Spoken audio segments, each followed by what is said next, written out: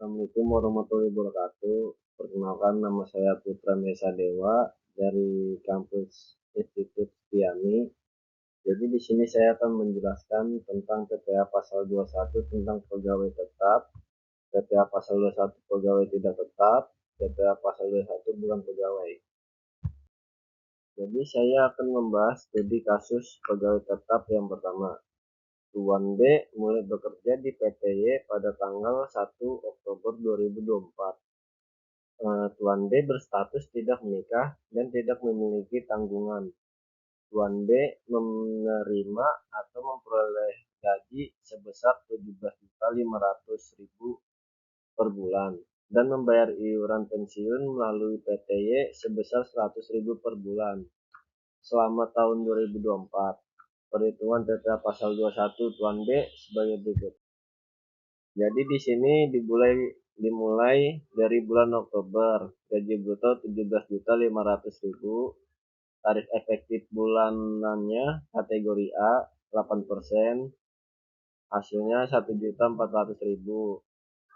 November juga sama sebesar segitu, dan Desember dia tidak masuk tarif efektif bulanan. Jadi Oktober sama November penghasilan brutonya dijumlah semua sebesar Rp52.500.000 dan PPA pasal 21-nya sebesar Rp2.800.000. Lalu di sini ada perhitungannya. Penghasilan bruto selama setahun Rp52.500.000. Pengurangannya biaya jabatan 5% kali Rp52.500.000. Jadi maksimal kali 4 kali 500.000 sebesar 2 juta. Iuran pensiun 4 kali 100 sama dengan 400. Jadi biaya jabatan ditambah iuran pensiun sebesar Rp2.400.000. Jadi penghasilannya per setahun, penghasilan bruto dikurang dari hasil penambahan biaya jabatan sama iuran pensiun dikurang 2.400 sama dengan Rp50.100.000. PTKP-nya untuk wajib pajak sendiri sebesar 54 juta. Penghasilan kena pajak setahun sebesar 3.900.000 itu dapat dari penghasilan PTKP dikurang PKP-nya. Jadi pajak penghasilan pasal 21 terutang setahun ini menggunakan pajak progresif 5% kali 3.900.000 sama dengan 195.000. Pajak penghasilan pasal 21 yang telah dipotong dengan bulan November sama dengan Rp2.800.000. Jadi dari hasil pajak progresif dikurang pajak penghasilan pasal 21 yang telah dipotong sampai dengan bulan November sama dengan Rp2.605.000. Ini lebih bayar. Lalu studi kasus kedua pegawai tetap. Tuan A mulai bekerja di PT Kecap pada tanggal 1 Agustus 2024. Tuan A berstatus tidak menikah dan tidak memiliki tanggungan. Berarti TK0. Tuan A menerima atau memperoleh gaji sebesar Rp20.500.000 per bulan dan membayar iuran pensiun melalui PT Kecap sebesar Rp200.000 per bulan selama tahun 2024. Perhitungan PPA pasal 21 Tuan A sebagai berikut. Jadi dia mulai dari Agustus sampai Desember. Jadi penghasilan bruto Rp20.500.000. Tarif efektif bulanan kategori A sebesar 9%. Jadi Rp20.500.000 dikali 9% sama dengan Rp1.845.000. Itu PPA pasal 21-nya. Jadi Desember juga yang untuk bulan Desember dia tidak masuk tarif efektif bulanan. Jadi dari bulan Agustus penghasilan brutonya sampai Desember dijumlah sebesar Rp102.500.000 dan PPh pasal 21-nya dijumlah sebesar Rp7.380.000. Untuk perhitungannya penghasilan bruto setahun sebesar Rp102.500.000. Untuk pengurangannya biaya jabatan 5% kali Rp102.500.000. Jadi itu karena 5 bulan maksimalnya dikali 5 kali 500.000 sebesar Rp2.500.000. Untuk iuran pensiun 5 kali 200.000 sebesar 1 juta. Jadi biaya jabatan ditambah iuran pensiun sebesar Rp3.500.000. Lalu selanjutnya penghasilan neto setahun 99 juta rupiah. Itu penghasilan itu perhitungan dari 102.500.000 dikurang 3.500.000 sama dengan 99 juta. Penghasilan tidak kena pajak setahun untuk wajib pajak sendiri sebesar 54 juta rupiah. Jadi ini dikurang sama penghasilan neto setahun sebesar 45 juta rupiah. Itu untuk TKP-nya. Pajak progresifnya berutang setahun 5% kali 45 juta rupiah sama dengan 2.250.000 rupiah. Jadi pajak penghasilan yang telah dipotong sampai dengan bulan November sebesar Rp7.380.000. Ini dikurang sama pajak progresif tadi, hasilnya sebesar Rp5.130.000. Ini lebih bayar. Lalu studi kasus ketiga, pegawai tetap Tuan G mulai bekerja di PT Saos pada tanggal 1 Juni 2024. Tuan G berstatus tidak menikah dan tidak memiliki tanggungan.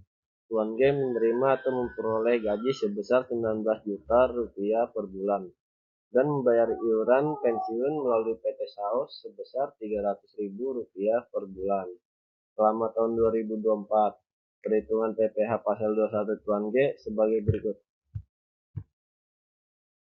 Jadi penghasilan brutonya 19 juta. Itu sampai bulan Desember. 19 juta masuk tarif efektif bulanannya sebesar 8%.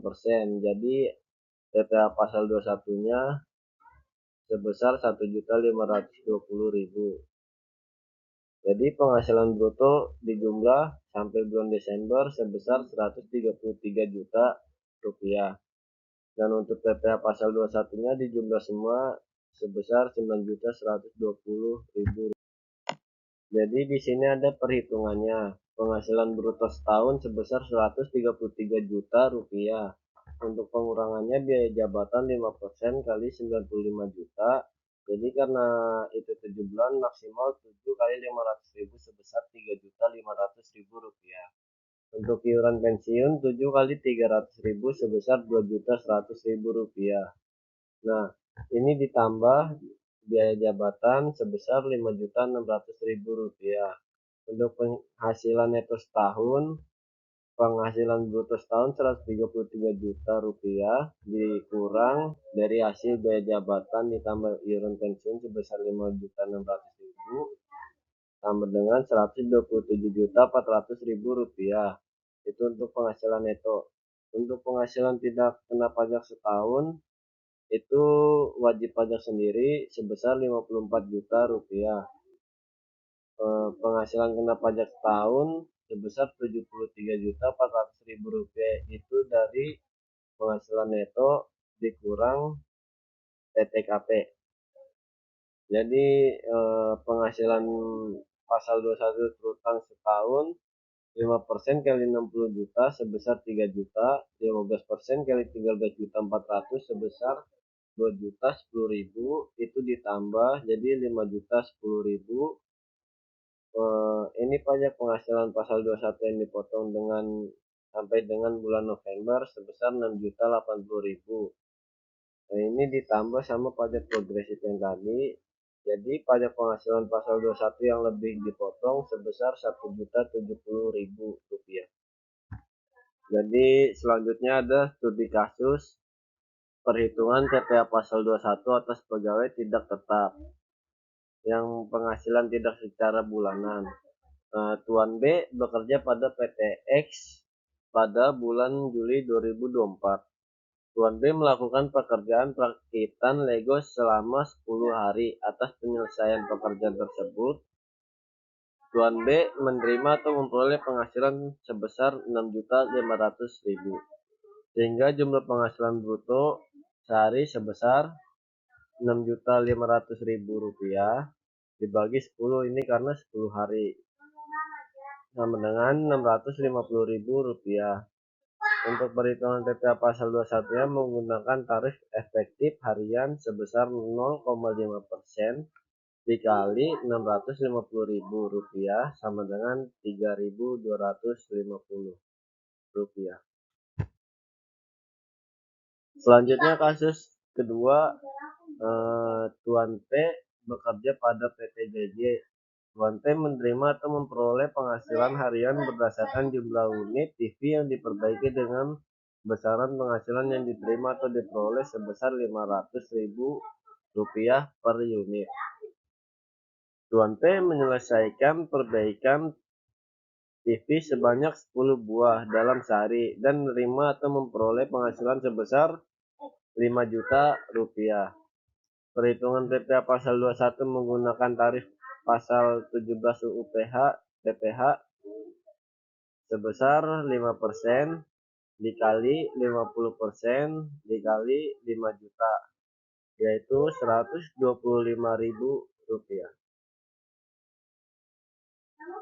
Lalu kasus selanjutnya pegawai tidak tetap, masih sama yang tadi. Tuan M bekerja sebagai pemetik teh pada perkebunan milik PT JJ. Tuan M berstatus tidak menikah dan tidak memiliki tanggungan TK0. Tuan M menerima atau memperoleh penghasilan yang dibayarkan secara bulanan berdasarkan hasil panen yang diperolehnya. Selama tahun 2024, Tuan M menerima atau memperoleh penghasilan dan dipotong PPh pasal 21 sebagai berikut. Nah, ini jadi dia dari Januari sampai Desember. Penghasilan brutonya tidak menentu.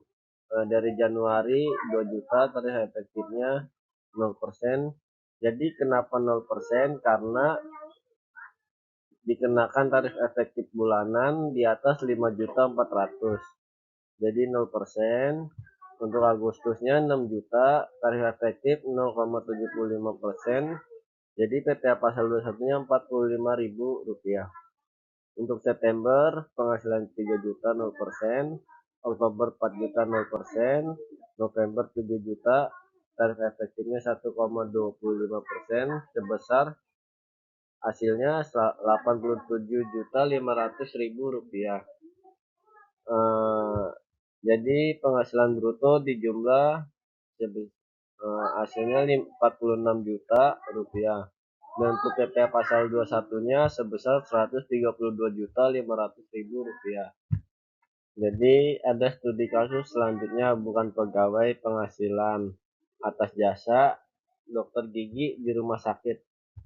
Tuan Putra merupakan dokter gigi yang melakukan praktik di rumah sakit Koja dengan perjanjian bahwa setiap jasa dokter yang dibayarkan oleh pasien akan dipotong 10% oleh rumah sakit sebagai penghasilan rumah sakit, dan sisanya 90% dari jasa dokter tersebut akan dibayarkan kepada Tuan Putra pada setiap akhir bulan.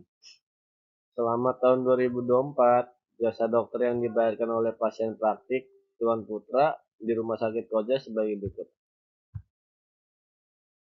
Jadi dari Januari sampai Desember, jasa yang dibayarkan sebesar 15 juta. Jika dijumlahkan sebesar Rp180 juta. Nah, ini besarnya potongan. Jadi jasa yang dibayarkan pasien itu sebesar 15 juta sampai bulan Desember. Itu jumlahnya 180 juta. Nah, dasar pemotongan pajak penghasilan pasal 21 itu 50% dikali jasa yang dibayar oleh pasien 15 juta. Jadi 15 juta dikali 50% sebesar 7.500.000 rupiah. Untuk tarif pasal 17 ayat 1 Undang-Undang Penghasilan itu tarifnya sebesar 1,25%. Jadi pemotongan pajak penghasilan pasal 21 Rp7.500.000 dikali 1,25% sama dengan Rp93.750. Nah, jadi jumlahnya 90 juta untuk penghasilan untuk pemotongan pajak penghasilan. Dan pajak penghasilan pasal 21 terutang jumlahnya Rp1.125.000. Jadi rumah sakit Koja membuat bukti potong pajak penghasilan pasal 21 untuk tiap Tuan Putra setiap bulannya. Untuk Tuan Putra wajib melapor penghasilan yang diterima atau diperoleh dari rumah sakit Koja dalam surat pemberitahuan tahun pajak 2024. Pajak penghasilan pasal 21 yang telah dipotong oleh rumah sakit Koja kredit pajak dalam surat pemberitahuan tahunan pajak 2024 Tuan Putra. Lalu selanjutnya ada studi kasus. Kedua, bukan pegawai penghasilan atas jasa desain di toko butik. Tuan Putra merupakan seorang desainer yang melakukan desain pada toko butik. Dengan perjanjian bahwa setiap jasa desain yang dibayarkan oleh pelanggan akan dipotong 15% oleh toko butik sebagai penghasilan toko butik. Dan sisanya sebesar 85% dari jasa desain tersebut akan dibayarkan kepada Tuan Putra pada setiap akhir bulan. Selama tahun 2024, jasa desain yang dibayarkan oleh pelanggan Tuan Putra di toko butik sebagai berikut. Ini penghasilannya dari Januari sampai Desember berbeda-beda ya. Ada Januari sebesar 25 juta, Februari sebesar 25 juta juga, sampai bulan Agustus sebesar 25 juta. Untuk bulan September sebesar 15 juta, Oktober sebesar 35 juta, dan November sebesar 30 juta. Dan Desember sebesar 15 juta. Jadi dijumlahkan semua dari Januari sampai Desember, jumlahnya sebesar 295 juta rupiah. Jadi ini besarnya potongan pajak penghasilan pasal 21 yang diterima atau ditolak Tuan Putra dari desain toko butik sebagai berikut. Ini saya salah ketik, mohon maaf. Jadi jasa desain yang dibayar oleh pelanggan dari Januari sampai Desember.